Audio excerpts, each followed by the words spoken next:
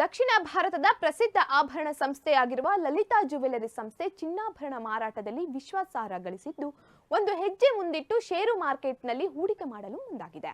Lalitha jewellery mart limited IPO August 17, 2026 ಪ್ರಾರಂಭವಾಗಲಿದ್ದು ಇದರ price brand ಪ್ರತಿ ಇಕ್ವಿಟಿ ಷೇರಿಗೆ 190 ರಿಂದ 201 ಎಂದು ನಿಗದಿಪಡಿಸಲಾಗಿದೆ.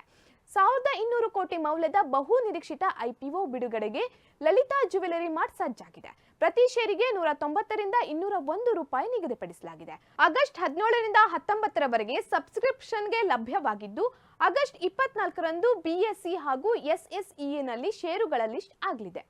ಕಂಪನಿಯು 1200 ಕೋಟಿ ಮೌಲ್ಯದ ಹೊಸ ಷೇರುಗಳನ್ನು ಮತ್ತು ಪ್ರವರ್ತಕರಾದ ಎಂ ಕಿರಣ್ ಕುಮಾರ್ ಜೈನ್ ಅವರಿಂದ 500 ಕೋಟಿ ಮೌಲ್ಯದ ಷೇರುಗಳ ಮಾರಾಟದ ಆಫರ್ ಅನ್ನು ಕೂಡ ಒಳಗೊಂಡಿದೆ. ಕಂಪನಿಯ ಕಾರ್ಯಾಚರಣೆಯ ಆದಾಯವು ಹಣಕಾಸು ವರ್ಷ 2024ರಲ್ಲಿ 14,788.5 ಕೋಟಿ ರೂಪಾಯಿ ಇದ್ದದ್ದು 2026ರಲ್ಲಿ 25,023.93 ಕೋಟಿ ರುಗೆ ಏರಿಕೆಯಾಗಿದೆ.